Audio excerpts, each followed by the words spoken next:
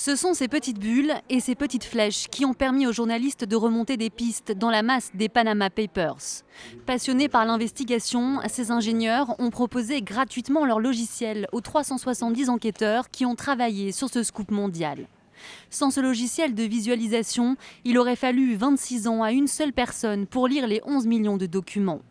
Il suffit de taper un mot-clé dans le moteur de recherche pour visualiser rapidement des liens entre les différentes données. Chaque entité qui correspond à la recherche est remontée à l'écran comme une bulle, et les connexions qu'a cette entité avec d'autres entités dans la base sont représentées comme des flèches. Et de là, on peut explorer donc, le réseau de flèches quelque part du diagramme pour voir quels sont les liens qui existent entre une entité et d'autres entités dans la base de données.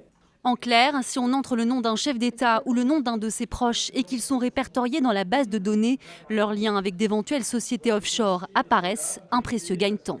La start-up savait que son logiciel était utilisé pour une énorme enquête, mais elle n'a connu son contenu que dimanche dernier.